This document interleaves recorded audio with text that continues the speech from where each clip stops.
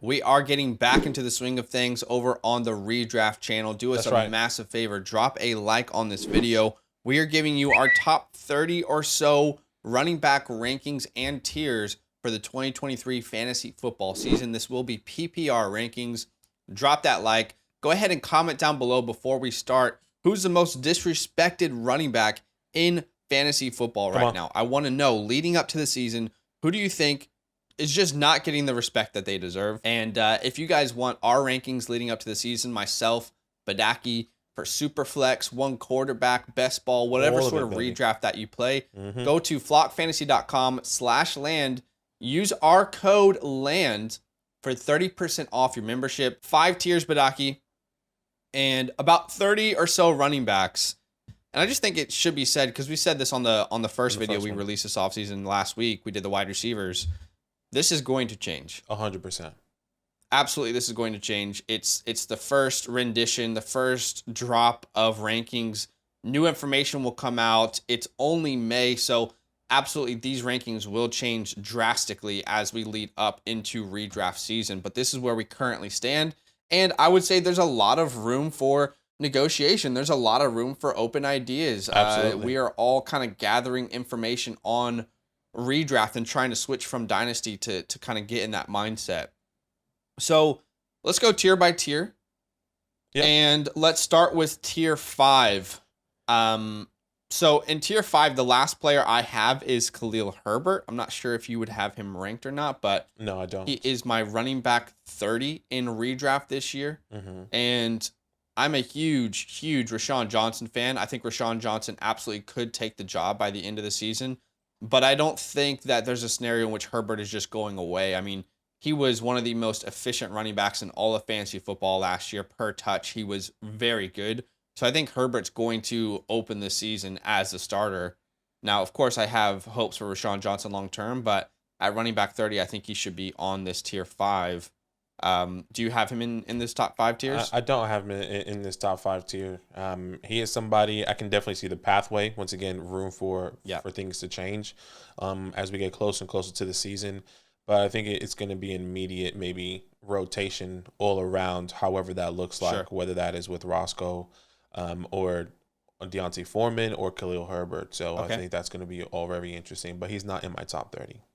Okay, why don't we start rattling off some names and tell me who you got in this tier 5. And I think it's important that, you know, at this very moment, I think tiers are more important than actual rankings. As far as like, oh, you have this player, one player ahead of that one.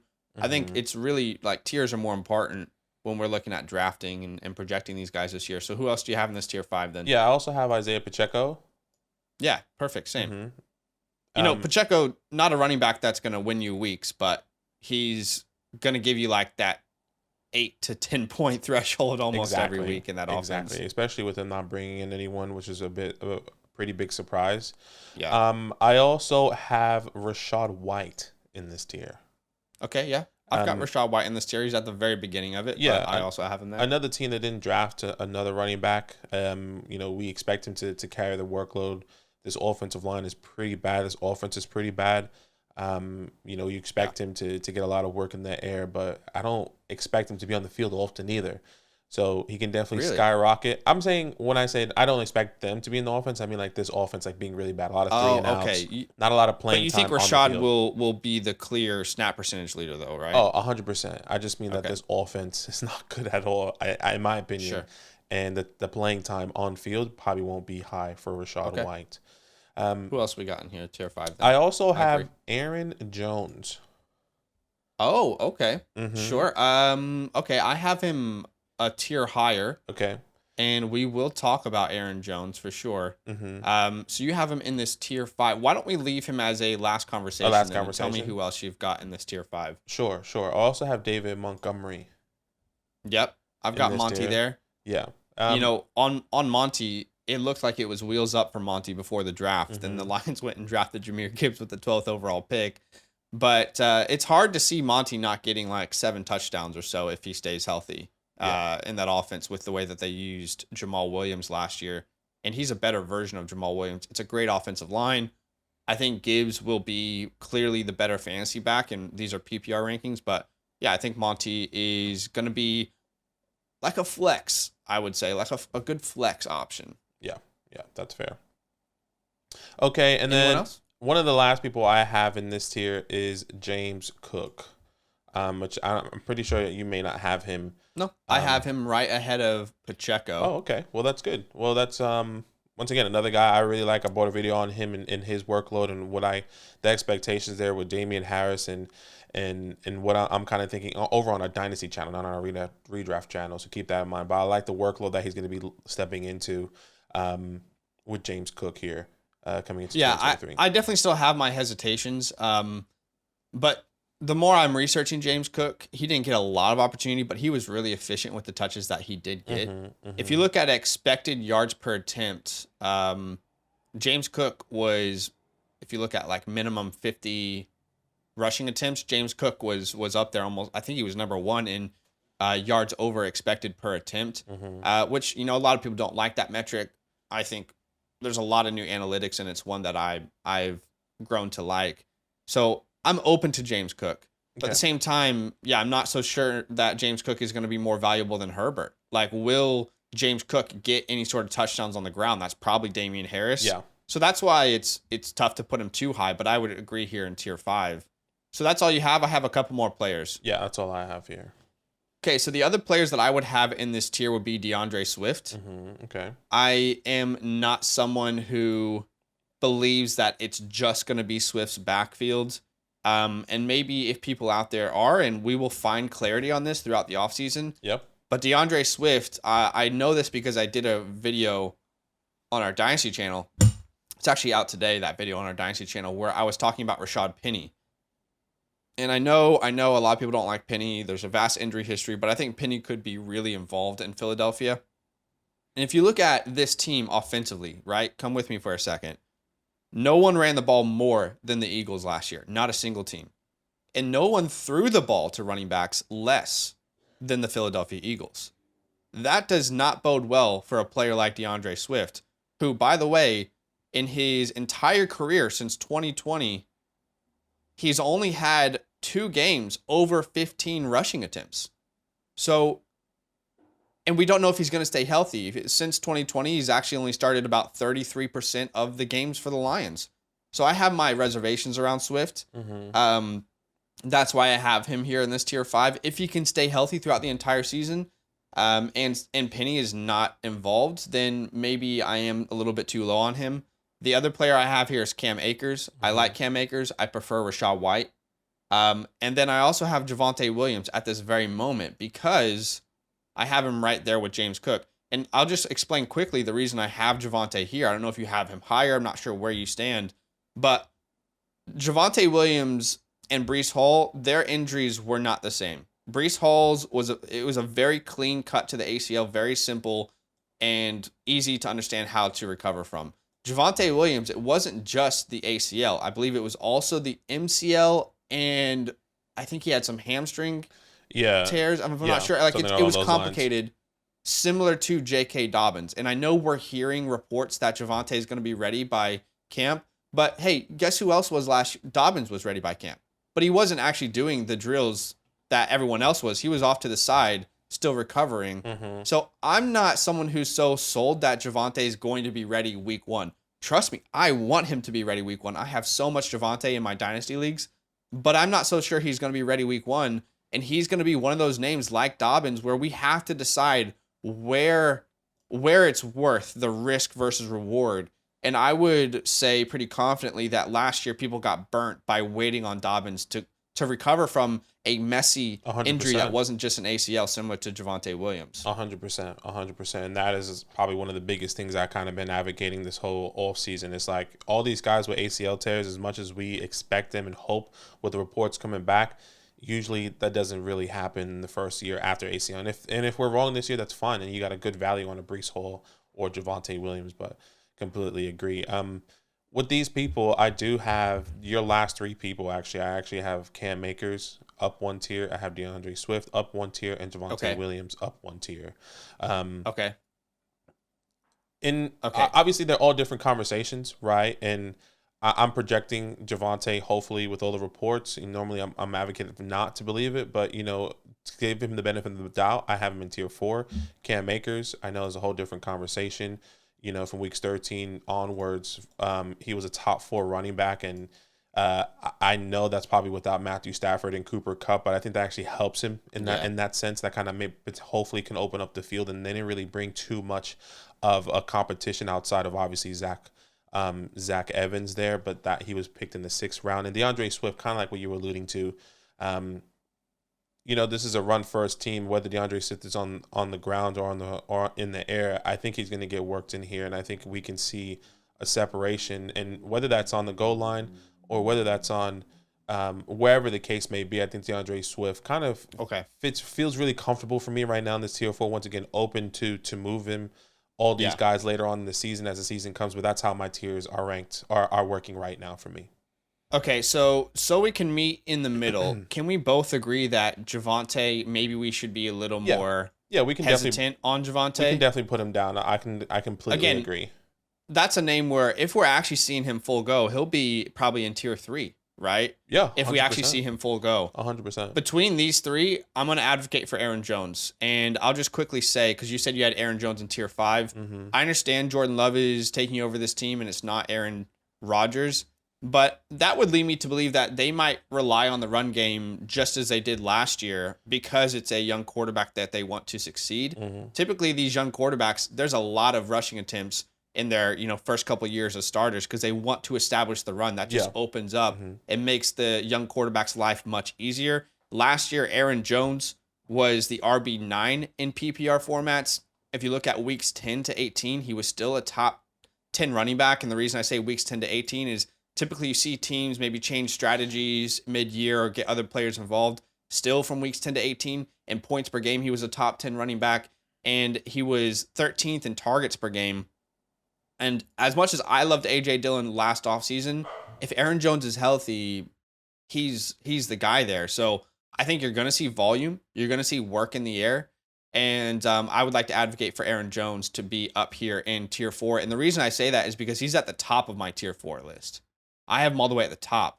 He's my RB 15 right now, heading into redraft season. Redrafts, yeah, and that's fine. The reason why I have him down, I think I'm a little bit more skeptical. As much as I love Aaron Jones, I think AJ Dillon, especially in this rookie year, the way I see it, Aaron Rodgers had a lot to say of who was on the field. And I think that changes now. And obviously that's a big hypothetical. We have no idea what's really going to happen. But I think a lot of things that we were so used to seeing Aaron Jones and Aaron Rodgers saying, either get off the field, I want this person, or we have this set up. I don't think he has control over anymore, obviously, because he's not there. So Jordan Love is kind of going to go with the reins. Maybe, the head coach is going to want to play A.J. Dillon a little bit more because he always wanted him to play more, but Aaron Rodgers always pushed back, right? Mm-hmm. So once again, all hypotheticals, but I'm kind of leaning in that area where maybe we see just a little bit more now of AJ Dillon. Yeah. Still not a big believer in AJ Dillon personally, but yeah, that's kind of the thought process. I hear you. I had him in tier 5. I mean, let me say this. Last year, I was drafting A.J. Dillon a lot in redraft leagues. I thought it would be, all signs for me were pointing towards him being the guy. It didn't happen, and now I'm kind of out on it happening. And I hear where you're coming from. The only rebuttal I guess I would have, if it's an open conversation, is just they are going to want the best running back on the field to help Jordan Love as young as he is, Yeah, and to me, that's Aaron Jones. No matter how you look at it, that's Aaron Jones. But okay, I'll choose Aaron Jones. Choose between Akers and Swift then here, and we'll move on. I'll choose Akers. I feel more comfortable with Akers personally. Okay, yeah. Okay, so Akers in tier 4, and honestly, I could, at this very moment, I have Rachaad White ahead of Cam Akers, but I could be convinced that Akers is deserving of tier 4. So I'm fine with that. Yeah. Okay, here into tier 4, I'll get us started off here. I have no idea what to do with Dalvin Cook. No idea. Genuinely no idea. And if you look at that metric I spoke about earlier, yards over expected per attempt, It's a next-gen stat. You guys can go look it up. There's more to it just than a guy sitting down in a room and having an opinion. There's like thousands and thousands of scientists who have come together for this algorithm. But Dalvin Cook was awful in yards over expected per attempt. He was like very bad. And if you just take out the per attempt just on the season, he was like bottom 2. And there's a lot of other analytics that would lead us to believe Dalvin Cook is not the same player that he was 3-4 years ago. Unfortunately, as running backs age, their body starts to wear down a little bit. I'm not saying Dalvin Cook isn't a good running back and he won't be a good pick. I'm just trying to justify to people why he's down here in tier 4 as my running back 22 at this very moment. And we have no idea where he's going to be. Is he going to be a Viking? Does he join another team with a good running back? You know, it's tough to rank him at the moment. No, I definitely hear you. I have him in tier 3, but not a guy I'm willing to advocate for. We can kind of wait on that. But yeah, let's continue.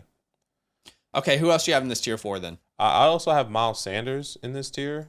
Yeah, same. I have Miles right by Aaron Jones as my RB16 at this moment. Yeah, I have Miles Sanders here. Do we want to talk about him real quick? Yeah, he's coming into this offense. He's going to be leading this offense. He got a 4-year contract. Obviously, this is more in redraft. But, CMC leaving behind all those touches, not only on the ground, but also in the air. Miles Sanders can also catch the ball. So I think he's going to be a do-it-all guy, especially growing here with Bryce Young.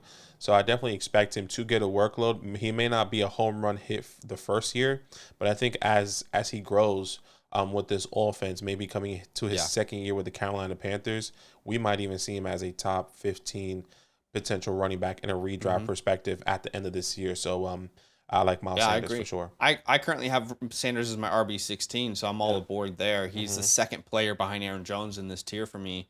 And Miles Sanders last year on the Eagles was RB15. Okay, so maybe it's not as efficient this year, but there will be more volume, right? Yeah, there will be.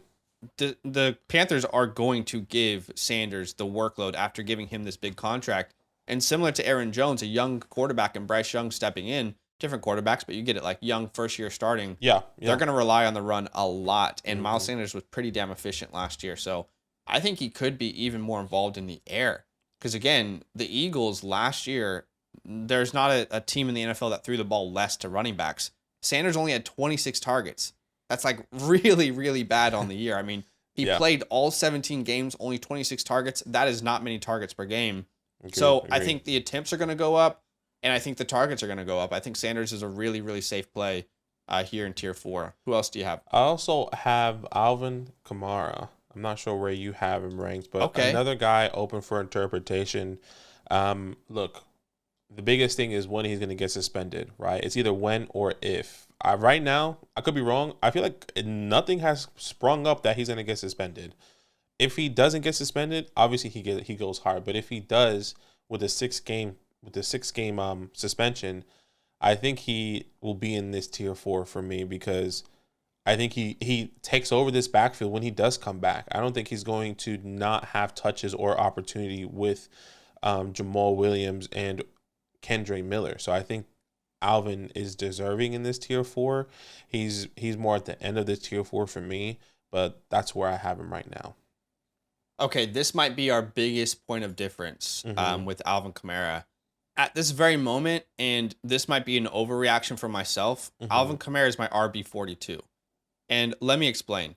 So, not in my top 5 tiers. From what I understand about the NFLPA, it's not a question mark. It's Alvin Kamara will be suspended 6 games. Yeah. It's not a question. It's going to happen. Historically, someone who has committed that sort of, I don't want to say like crime's not the right word, right? Offense, maybe. Infraction, offense, whatever. Yeah. It's always a minimum of 6 games. Right. Now, the little bit that I've researched about Kamara, as it's going through the court system, it's not looking good. It's not looking good for him. And to me, everything the Saints have done this offseason would say that they don't plan on making Kamara a big part of this team. They brought in Jamal Williams, relatively good money. Yeah. They spent a day 2 pick on Kendre Miller, a running back that I like. And as someone who owned Alvin Kamara last year and watched a lot of Saints game, Alvin Kamara was not on the same page with this coaching staff. They misused him, and I don't think he even wants to be there. There was talks about him being traded mid-season. So I personally will, I won't have any Alvin Kamara this year. And look, you're right. If by whatever reason I'm completely wrong and he enters the year as a starter, I'll have to readjust. But at this moment, I don't even have him ranked. And that's fair. In my top 30. He's my RB 42, and I'm not even sure if I want him over names like Alexander Madison, Antonio Gibson, A-Chain. You know, like that's where I'm struggling at the moment. I hear you, and I think, you know, he's in here not only to have a conversation, but to be, if he, once again, let me ask you this question. If he was suspended at all, even with Kendrick and Jamal Williams, where would he be, essentially? Because I think that's what people really want to know. I'll say this. Even if he's not suspended, I have a very good inkling about Alvin Kamara not being what he was to the Saints ever again. Okay. And again, that's because I watched a lot of Saints games last year, and I could not wrap my head around the misusage of Alvin Kamara. Then we saw the trade rumors, and then you bring in 2 running backs that could start for you, right?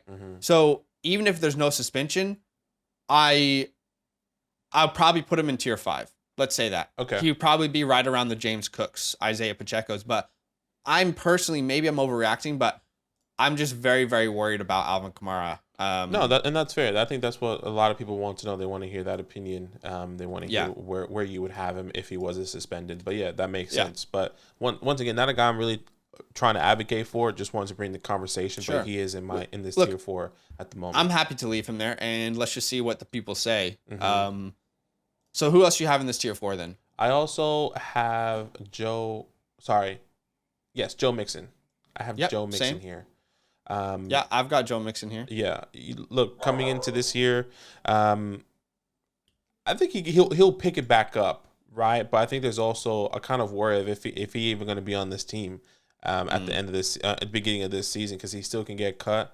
But you know, finish RB10 this past year. I think that's kind of where I feel comfortable right now. In kind of drafting Joe Mixon here in this, you know, 15, 16, 17 area. Sorry, is RB10 on points per game?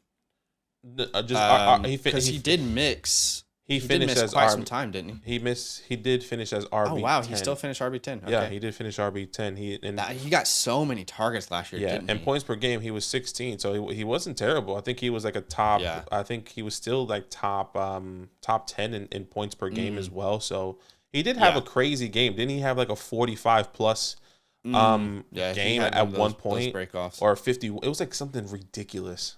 So you and I on the Dynasty channel have been encouraging people to buy Joe Mixon all off season long because he was so cheap. I currently have him as my RB20. I think I could have him as high as my RB15. Yeah. But I have him in this tier 4 still. So he's right in this area. I agree with you. I'm surprised he finished RB10 because he missed, what was it, 2? Okay, it was only 2 games he missed. It was only 2 games. 2 or 3. It wasn't too much. But yeah, he was heavily used in the air last year. 75 targets. 1, 2, 3, 4, 5, 6. That was 7th most amongst running backs. Which, you know, again, he didn't play as many games as the running backs ahead of him. So he probably could have been top 5 easily. Who knows if that continues, right? Yeah. Joe Mixon and Alvin Kamara are 2 names that we need a lot more information on. But at the moment, I'm comfortable to leave them where they are. Yeah. Okay, anyone else? Because I have a couple more names here. I don't have anyone else here. Okay, this is where I would personally have Kenneth Walker. And I guess this is going to be an area of disagreement. But at this moment, I prefer Aaron Jones over Kenneth Walker. We'll talk about him. I have J.K. Dobbins here. Love J.K. Dobbins. Just want to have healthy expectations in an offense that's just added a bunch of wide receivers and a new offensive coordinator. And I have Dameon Pierce, who I think is going to be great this year. But again, I don't, like, when I look at my tier 4, I don't view Dameon Pierce in that light with those other players in tier 4. Maybe I'm being too harsh. Sure. But I also am someone who believes that Devin Singletary is going to play a role. I don't think Devin Singletary is irrelevant. Devin Singletary was relatively efficient last year in certain areas, and it's not like those targets that Rex Burkhead leaves behind are going to Dameon Pierce. That's probably going to Devin Singletary in my mind. And Devin Singletary at this very moment, in my opinion, is a better pass catcher for this team than Dameon Pierce. So I have those 3 guys in that tier. As far as Kenneth Walker goes, I'm sorry, guys. I'm not convinced that Charbonnet is just a backup. And if you guys are, then that's maybe where we see this differently. Just like the community as general, people who are watching this, let me know. I think Kenneth Walker, I think Alvin Kamara, I think Damian Pierce, Javonte Williams, these will all be names that we will have comments about. People disagreeing or maybe swinging even heavily in a certain side. But to me, Kenneth Walker, I think he's going to lead the backfield, but I also don't think that Charbonnet is going to be nothing. I think Charbonnet is going to be heavily involved. It's not like you can say he's only going to be involved in third down or passing scenarios because Charbonnet is a better passing prospect, receiving prospect rather. But you can't just say he's only going to be involved on third downs or in obvious passing downs because he's very good on the goal line as well. So to me, Ken Walker, maybe my ranking just shows that I'm not going to have much of him because I think most people would have him in their top 12. And then just quickly on J.K. Dobbins. I love J.K. Dobbins this year. Absolutely love him. Just traded for him in a dynasty league. But I don't imagine J.K. Dobbins is going to get a whole ton of work through the air. When you have OBJ, Andrews, Zay Flowers, Rashad Bateman, he already wasn't getting targeted much through the air. So I just want to set like healthy expectations. I'm a buy, but I don't want to have him much higher than here in tier 4 next to guys like Aaron Jones and Mixon and Sanders. So that's where I currently stand. No, and that's fair. I actually have all three of those guys higher. I'm a massive Damian Pierce believer, J.K. Dobbins believer, and I think one person we can kind of talk about, I guess I'll start off with him, and that's Kenneth Walker. And the more I've been thinking about it, the more I believe is that, okay, Zach Charbonnet will have a role, but my question is how early is that role going to be? Sure. We've seen, historically, these rookie running backs, whether it's a backup, whatever the case may be, whatever their role is, you normally see that in the second half of the season. Let's say in the bye week, right? I mean, we always have those conversations. After the bye week, we expect these teams to make changes and these teams to kind of come out with more opportunities for rookies. And I think that's kind of maybe where I'm leaning now. I'm not disagreeing that Zach Charbonnet won't have a role. I think the biggest question is when. When will that role actually truly affect Kenneth Walker in a massive fantasy point per game perspective? If he's averaging 15 points per game in the first 8 games and then it drops down to 10, that's a big difference in a fantasy perspective if Zach Charbonnet is taking that. And I think that is maybe the direction I've been looking at now. Sure. I think that's a fair point. Yeah. Yeah. So that's how I'm leaning. And I do have my tier 3. Damian Pierce, I understand, Devin Singletary coming in, being help in the air. But, I think Damian Pierce was a really, really good guy. Good cat. A really good player in the first half of the season, right? I mean, he was a top 15 running back. I think he was on pace at least to finish in the top 10 if you really extrapolate those points per those games all the way out. He did miss, I think it was 4 to 6 games. Let me just see here. I have it here. He missed 4 games in the last part of the season, and I think no doubt about it, he probably would have at least squeezed into the top 12, and maybe that's a different conversation because that really skews off the way he finished this past year. And the last guy, J.K. Dobbins, I mean, my guy was doing it with one leg. I'm not disagreeing, maybe a little bit more healthy expectations, but he was hobbling with one leg, getting over 100 yards in the last, 3-4 games of the season. This team does bring in weapons, but I actually think that helps him now because you have to look at, you can't just overshadow or overlook OBJ. You can't overlook Mark Andrews. Rashad Bateman is still a guy you have to, not saying you have to double team, but you can't forget that's there, right? And then now you bring in Zay Flowers with J.K. Dobbins, who has seen the history of success on the ground when the opportunity is there for him. And then also another running threat is Lamar Jackson. So there's a lot of people to keep your eyes out here, and I think J.K. Dobbins could benefit of that. That's what worries me because it's all about volume and opportunity, and I'm not sure that he's going to get some sort of 20 touch per game opportunities. And I think it's more like the game plan for the defense versus the wide receivers than. I think what would happen now is that the defense focuses more on the wide receivers, Mark Andrews and Lamar. Then you kind of say, okay, where the hell is J.K. Dobbins in that? And maybe the opportunity is there when you think of defenses not really scripting for J.K. and then he goes out for a 50-yard bomb touchdown. So we'll see. So I'll just say quickly on Dameon Pierce. I know you talked about Dameon Pierce. He finished, in this area, missed a couple games. Well, if he was high, well, let's look at points per game. So last year he was very good, and in points per game he was still the RB20. So putting him in tier 3, that's kind of like saying that you have this top 15 expectation. In my mind, the way my rankings are working, I guess, is that like you have this top 15 expectation for him. I would go out on a limb and say that I think Devin Singletary is a better pass catcher than what Rex Burkhead was. So I'm not sure that Dameon Pierce is just going to absolutely, blow up in the passing game with a rookie quarterback. I think he will dominate most of the rushing opportunities. So maybe I am too low on Dameon Pierce. But as good as he was, he still wasn't in those teens in points per game last year. Yeah.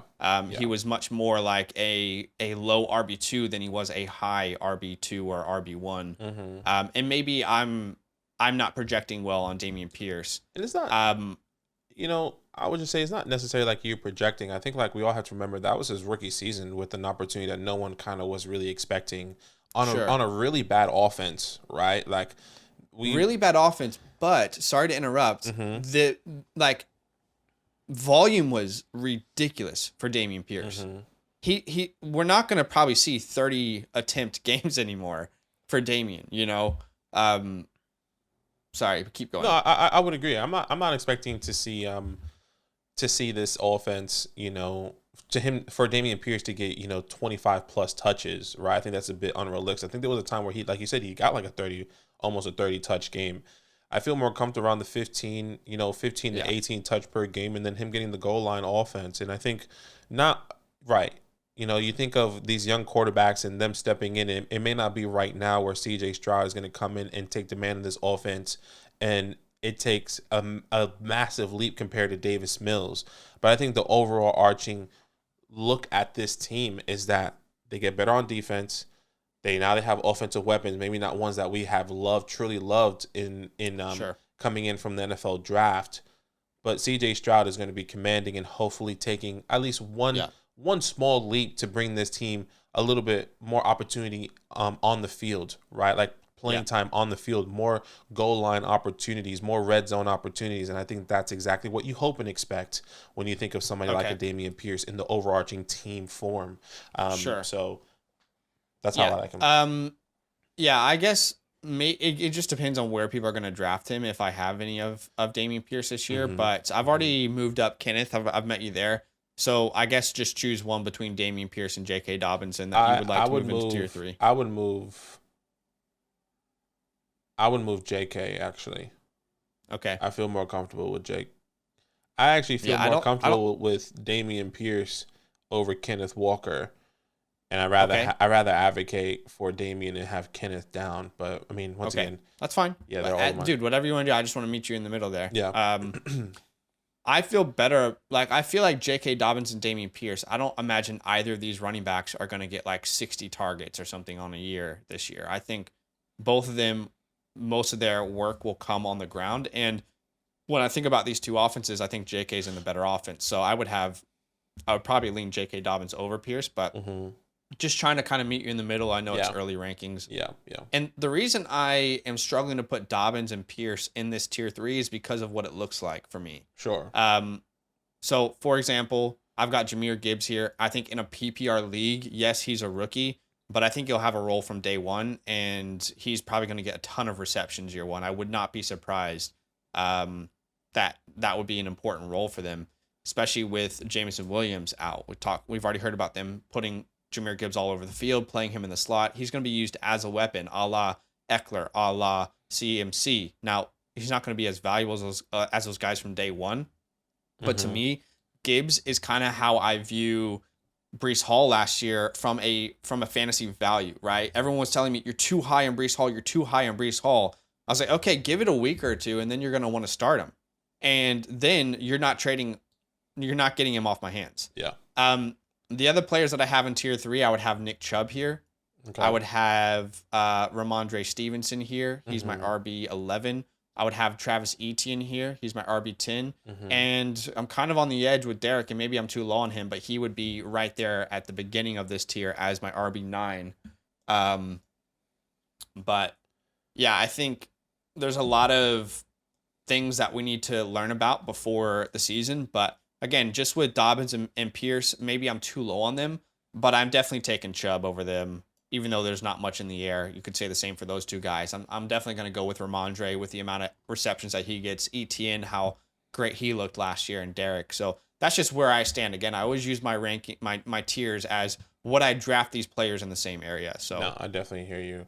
So essentially, I have all those players that you have there outside of. So the players I don't have in that tier is Derrick Henry, Nick Chubb. Okay, I think I'm happy to meet you there with Derrick Henry because I think Derrick Henry probably should be in tier 2. Yeah, and and I'm happy to advocate for him. This offense doesn't get they don't add weapons, right? I mean, that was a big thing you're advocating for with Treylon Burks and Chig there, absolutely. Right? Peter Skoronski is the first offensive, not the first, but one of the Tennessee Titans' first draft picks, and then they draft Will Levis. They might lean on Derrick Henry again. We still waiting for the fall off here, but I think you're just gonna keep riding the train, the Derrick Henry train, because what was it, 300 plus attempts still? He was RB4, if I'm not mistaken, on the season. RB4 in the season, missed a game. Yeah, missed a game. He's going to continue to get that workload if he stays healthy, without a doubt. So I like Derrick Henry in tier 2. I think he probably should be in tier 2. That's, maybe me overthinking it a little bit. The only reason I'm really concerned is because I really think this could be the year you're left with him just kind of flopping in your hands. Probably. They drafted Tajay Spears.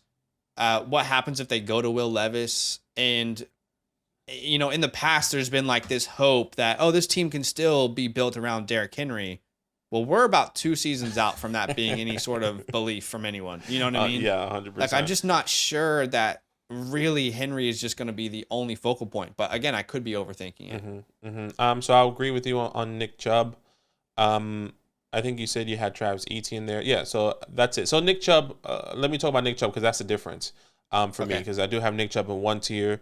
And, I'm really believing that Nick Chubb is going to kind of just pick off where he left off, finish RB6 this past year, over 300 attempts on the ground.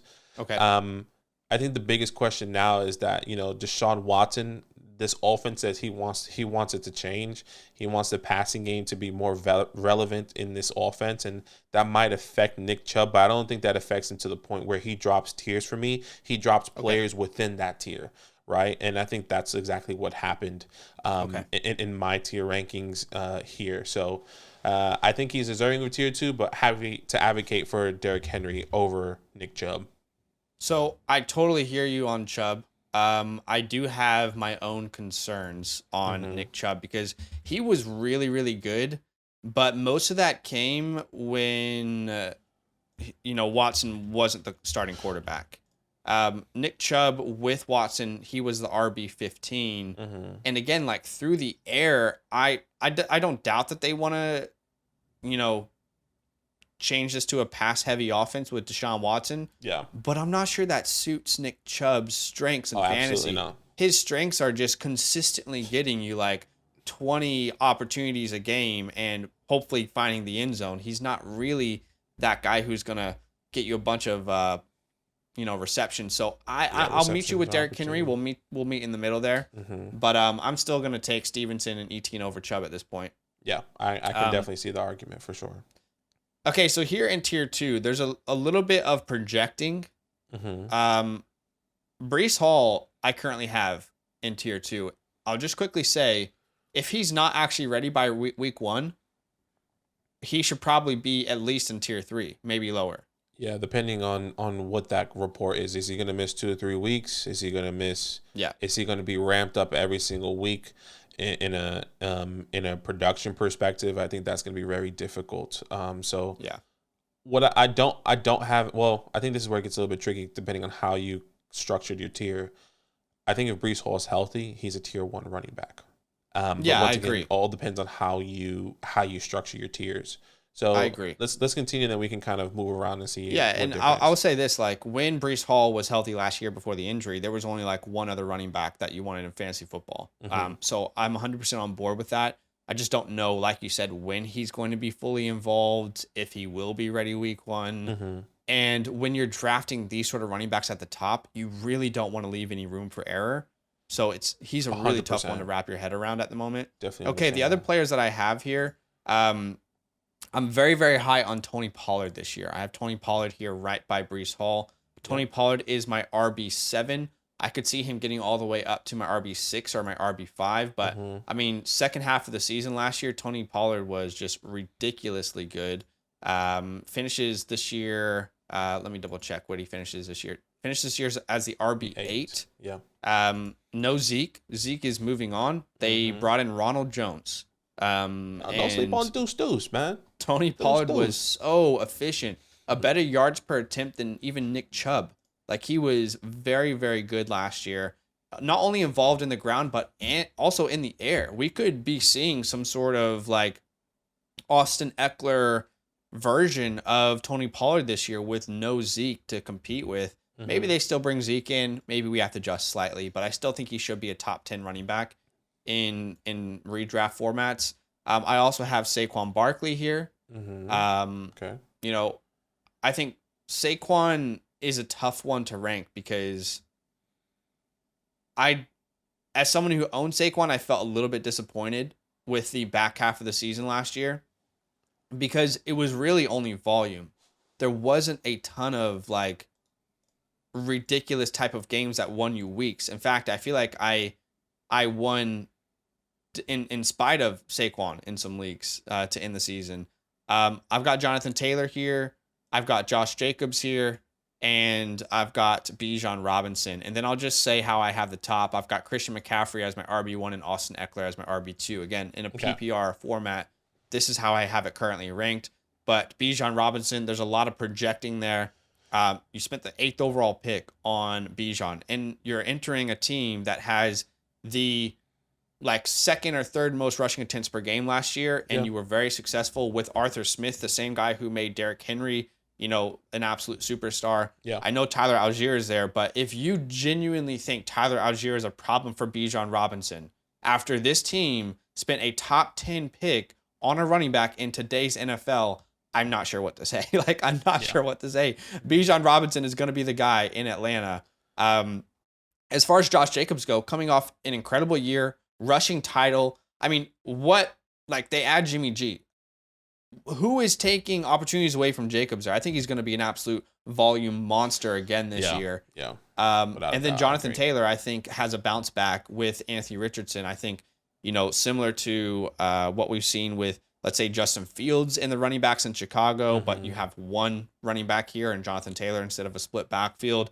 Lamar Jackson, let's say with like a Mark Ingram when Mark Ingram was still good, but, you know, even more juiced up. So that's how my rankings currently sit. I've got Christian McCaffrey and Austin Eckler in my tier 1, the only 2 running backs to average over 21 points per game. The second tier, all these guys only got to about 19. CMC and Eckler both average over 21 points per game. I don't know who's taking opportunities away from Eckler in Los Angeles, and I know for damn sure Christian McCaffrey is the offense in San Francisco. Yeah, that makes sense.